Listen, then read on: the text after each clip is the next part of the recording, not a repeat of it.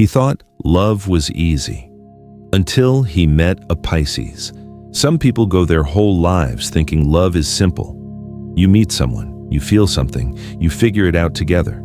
Easy, clean, logical. And then they meet a Pisces, and everything they thought they knew gets pulled under like a current they didn't see coming. This isn't a warning. It's not a takedown. It's an honest look at what happens when the world's most emotionally complex sign walks into someone's life and refuses to be understood on anyone else's terms.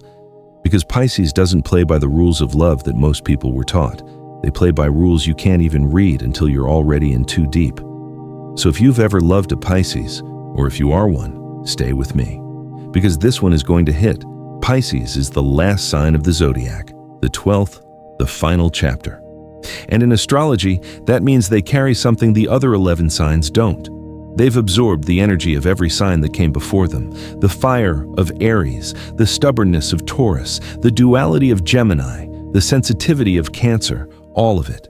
Pisces holds it all inside, and they feel all of it, all at once, all the time. Now, imagine trying to love someone like that.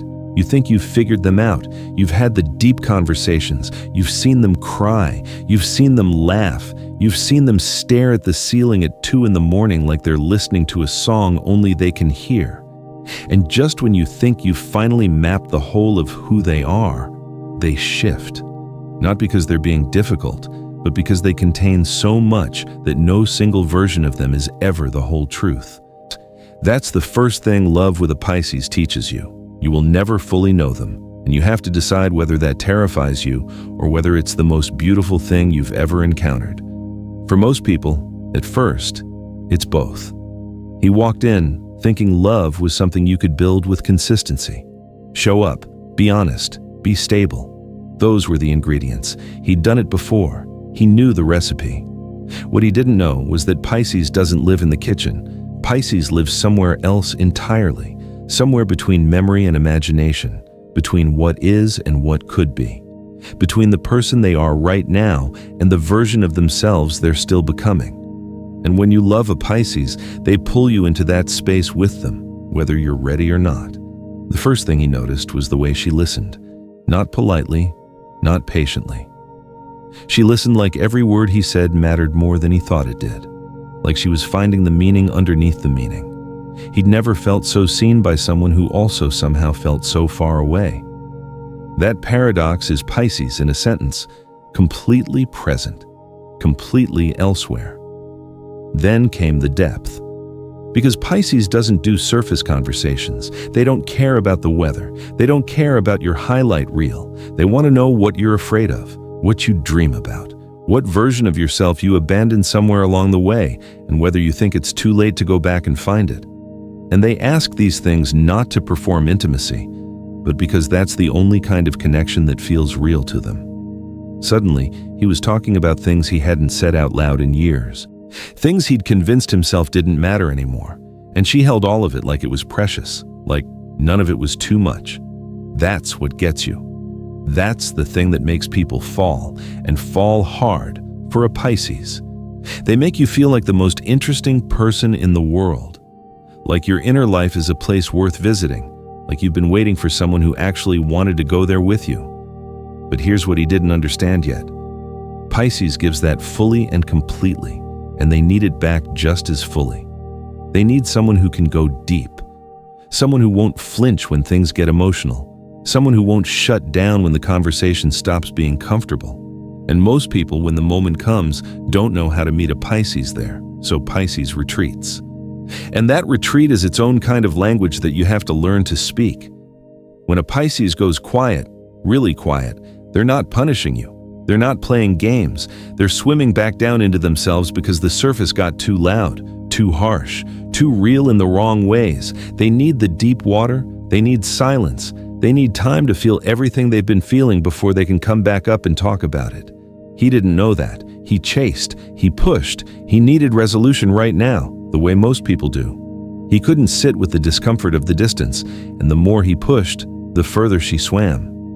That's the second lesson Pisces teaches the people who love them. Patience is not optional. Not patience like waiting for a table at a restaurant. Impatience, like standing at the edge of the ocean knowing something is moving beneath the surface but not being able to control when it comes up for air. That kind of patience, the kind that requires you to trust something you cannot see. And it's hard. It is genuinely hard. Because Pisces at their most withdrawn can feel like rejection, can feel like abandonment, can feel like you've done something wrong when really you just have to wait. But then she came back, like she always did. And when Pisces comes back, they come back all the way. With an apology that felt more like a revelation, with words that landed in the exact center of his chest, with a kind of tenderness that made him feel like the distance had never happened, or like maybe it had to happen for them to be able to arrive at this. That's the third thing. Pisces forgives in a way that doesn't feel like forgiveness. It feels like grace, like they looked at the worst part of the situation and decided it wasn't the whole story. They are not careless with their love, but they are generous with it in a way that can genuinely change a person. He started changing, slowly, quietly, the way water changes stone, not all at once, but over time, in ways he couldn't have predicted. He started feeling more, expressing more, sitting with discomfort instead of running from it, not because she asked him to, but because being close to a Pisces has a way of opening things in you that you didn't know were locked. That is the gift and the gravity of loving them. But let's be honest about the hard parts, because Pisces, for all of their magic, can also disappear into themselves in ways that feel unfair to the people who love them. They can romanticize situations past the point of accuracy, holding on to a version of something that exists more in their feelings than in reality. They can be so tuned into everyone else's emotional frequency that they lose track of their own needs and then feel overwhelmed and retreat when the weight becomes too much. They can give and give and give, and then one day be empty and not know how to ask for help refilling. He watched her run on empty more than once, and he didn't always know what to do, because Pisces doesn't ask for help the way other people do. They hint at it. They express it in metaphors. They say they're fine when they're not because they're lying, but because they're still trying to understand the feeling themselves while they are having it. That's where love with a Pisces requires a different kind of attention, not louder, softer, noticing the things they don't say, reading the silences, learning which kind of quiet means they're at peace and which kind means they're drowning and pretending not to be. It took him a long time to learn the difference, but he learned. And that's the thing nobody tells you about falling in love with a Pisces. It makes you better. Not because they set out to teach you anything, but because love like theirs doesn't let you stay the same. It asks more of you. It calls you deeper. It shows you a version of connection you didn't know was possible, and once you felt it, the shallow end doesn't feel like enough anymore. He thought love was easy. A formula. A set of inputs with predictable outputs.